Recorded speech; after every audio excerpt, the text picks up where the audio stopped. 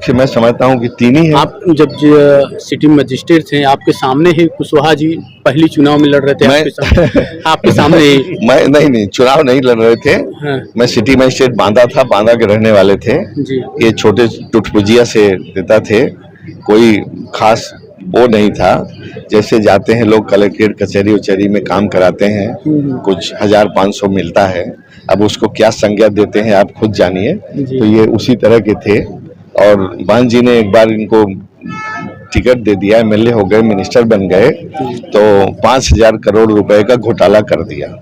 आप समझ रहे हैं, कोई हजार, हमने तो 5 रुपए का भी नहीं किया, यहाँ 5 करोड़ का भी नहीं, 500 का भी नहीं, 5000 करोड़ रुपए का घोटाला कर दिया। देखो बीजेपी वाले हैं, मैं वो भी है घोटाले में, सीबीआई इंक्वायरी अफसर, लेकिन कुछ कारणों से आप जैसा जानते हैं कि वो जांच हो रही थी, वो बंद हो गई थी।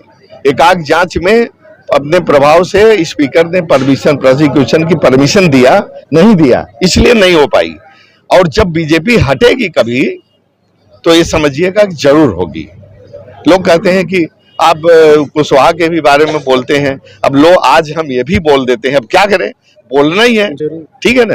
तो उनके भी बारे में ऐसा है, बीजेपी के भी बारे में है। और कुशवाहा के बारे में तो ये देखो, ये जो नॉमिनेशन में ये ले लो, जो कुशवाहा ने खुद ही लिख दिया है एफिडेविट पर, 25 केस हैं, एक दो नहीं 25। ये हमने नहीं निकाला है, ये कुशवाहा ने लिख के दिया है, तो वेबसाइट पर होता है, निकल जाता है। और ये देखिए नोटरी लगा हुआ है, ये एफिडेविट है। आप समझ नहीं। अब इसका जिस्ट है, इधर देखो, अपराध का संक्षिप्त विवरण, ये देखो, एनआरएचएम स्कैम, कितने मुकदमे हैं एनआर स्कैम के? 7 मुकदमे हैं। और एक देखो 9 पर देखो, डिग्री एवं भ्रष्टाचार की जांच से संबंधित है। ये कहां खड़े होंगे? हम तो सबको ललकारते हैं, और खास तौर से यादव को ललकारते हैं, जो उसके पीछे है लोभ लालच में। उसको समझना चाहिए, वक्त की जरूरत है, तकाजा है। अगर वो आज नहीं समझा तो अपने को ही बहुत बड़ा दगा देगा, धोखा करेगा। यादव लोग तो कह रहे हैं कि बाहरी भगाओ, हम तो अपने वो कह रहे हैं, लेकिन लेकिन कुछ भी कर रहे हैं, बहुत लोग कर रहे हैं। और मैं आपको बताऊं कि इतने मुझे टेलीफोन आते हैं उसमें, हम केवल यादव की बात नहीं, टेलीफोन सब के आते हैं, लेकिन जो लोग समझते हैं कि यादव केवल सपा से ही चिपका है, वो नहीं है। अरे भाई, आप घोटालेबाजों को चुनोगे या श्याम सिंह यादव, जिसके ऊपर इस बार समीकरण सब बदल गया है। इस बार जातवादी का चुनाव नहीं है, इस बार जनता विकास का देख रही है। देखो, अगर यही देखती है तो हम तो किसी से कम पड़ते नहीं जी। हम बताना भूल गए कि 21 प्रधानमंत्री ग्रामीण सड़क योजना से 21 सड़कें बनाई, कोई हवाई तो नहीं है जी। आप जाके देख लीजिए, मेरे यहाँ से लिस्ट ले लीजिए, ठीक है। हमारे पहले किसने बनाया? और जो लोग ये कहते हैं ना, कुछ अज्ञानी हैं, हम तो कहते हैं वो जो कहते हैं मूर्ख हैं, और कुछ लोग कहते हैं उनको जानकारी नहीं है। वो न मूर्ख है न अज्ञानी है, उनको जानकारी नहीं है, उनको जानकारी करनी चाहिए। अब मैंने श्यामसिंहयादव.com एक मेरी वेबसाइट है, ठीक है, श्यामसिंहयादव.com मेरी वेबसाइट है, उस पर जा करके लोड कर दिया है, क्योंकि मेरे पास उतना भी पैसा नहीं है कि 5000 कॉपी छपवाऊँ। 5000, ये 22 पन्ने का है, 30 पन्ने का, एक का 50 रुपया छपवाने का खर्चा है, 5000 का कितना होगा? यही मैं मार खा रहा हूँ, लेकिन मुझे खुशी है कि बिना पैसे के जनता मेरे साथ अपने मेहनत से, अपने पैसे से उठ खड़ी हुई है। और ये वक्त का तकाजा है, वक्त की मांग है कि जो जानता है उसको करना भी चाहिए। कल मैंने जब चुनाव का प्रचार में घूम रहे थे, तो आपका एक कार्यकर्ता है, चंद्रकला महिला थी, बुजुर्ग थी, जो उसकी बीमारी में आपने बहुत सपोर्ट किए थे, 20,000 रुपए दिए थे। अरे वही तो मैं कह रहा हूँ, इतना काम किया हूँ कि मैं भूल जाता हूँ।